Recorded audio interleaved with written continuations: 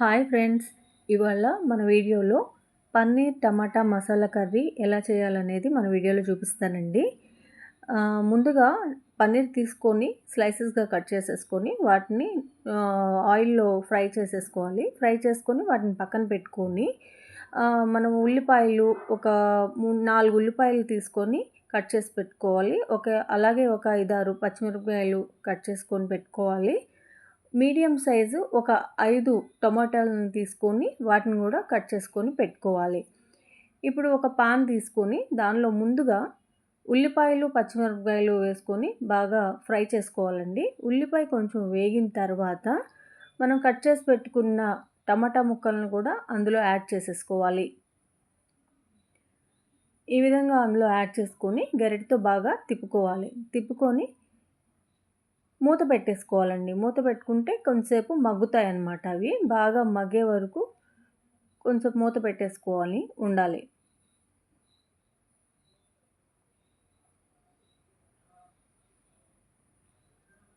Okay. మూత మగ్గినాక వాటిలో కొంచెం కొబ్బరి ముక్కలు కట్ చేసుకొని కొద్దిగా కొబ్బరి యాడ్ చేసుకోవాలి.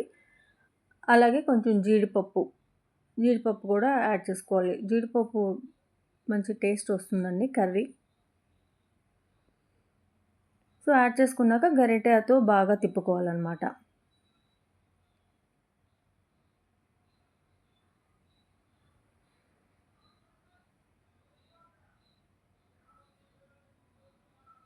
ఈ టమాటా పన్నీర్ మసాలా కర్రీ చాలా టేస్ట్‌గా ఉంటుందండి.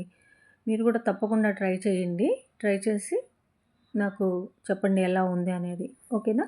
ఈ విధంగా మగ్గిపోయిన తర్వాత దీన్ని చల్లారపెట్టాలండి. కొంచెం చల్లారిన తర్వాత మనం మిక్సీలో తీసేసుకొని గ్రైండ్ చేసేసుకోవాలి.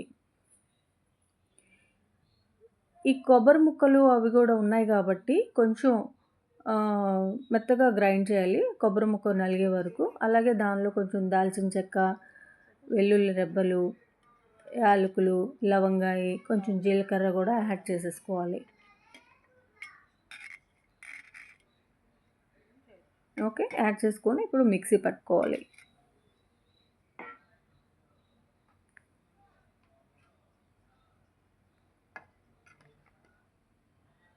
ఈ విధంగా గ్రైండ్ చేసుకున్న తర్వాత ఇప్పుడు పొయ్యి మీద ఒక పాన్ పెట్టుకొని దానిలో కొంచెం ఆయిల్ యాడ్ చేసుకొని దానిలో మనం ఆయిల్‌లో బిర్యానీ ఆకు, కొంచెం ఆవాలు, కొద్దిగా జీలకర్ర,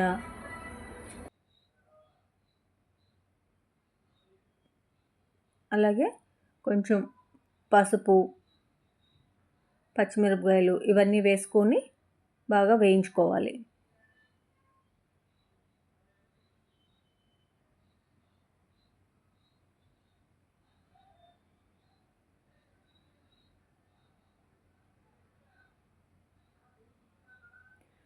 ఈ విధంగా వేయించుకున్న తర్వాత పచ్చిమిరపకాయలు కూడా బాగా వేగే వరకు వేయించుకున్న తర్వాత దానిలో మనం అల్లం వెల్లుల్లి పేస్ట్‌ని కూడా యాడ్ చేసుకోవాలి. యాడ్ చేసుకొని తిప్పుకున్నాక ఇప్పుడు మనం ఏదైతే గ్రైండ్ చేసుకున్నామో ఆ టమాటా, ఉల్లిపాయ గ్రైండ్ చేసి పెట్టుకున్నాం కదా! అదంతా కూడా దీనిలో యాడ్ చేసేసుకోవాలి. యాడ్ చేసుకొని ఆయిల్ అంతా బాగా మిక్స్ అయ్యేటట్టుగా బాగా గరిటెతోటి కలుపుకోవాలి. ఈ విధంగా ఉడుకుతూ ఉంటుంది. చూడండి ఇప్పుడు దానిలో కొంచెం వాటర్ యాడ్ చేసుకోవాలి. వాటర్ యాడ్ చేసుకొని బాగా గరిటెతో తిప్పుకోవాలి. ఈ విధంగా తిప్పుకున్న తర్వాత దానిలో ఒక టేబుల్ స్పూన్ కారం, టేస్ట్‌కు తగ్గట్టుగా కొంచెం రాక్ సాల్ట్ కూడా యాడ్ చేసుకోవాలి.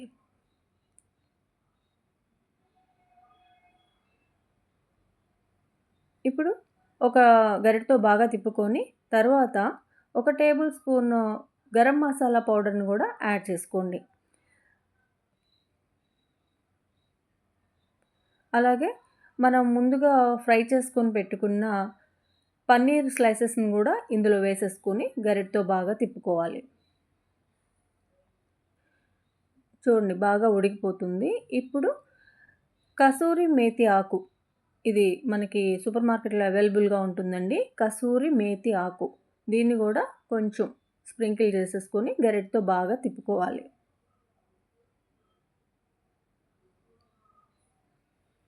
చాలా ఈజీగా ఉంటుందండి ఈ రెసిపీ. మనం సండేస్ అప్పుడు చేసుకుంటే కొంచెం స్పెషల్‌గా గూడా ఉంటుంది.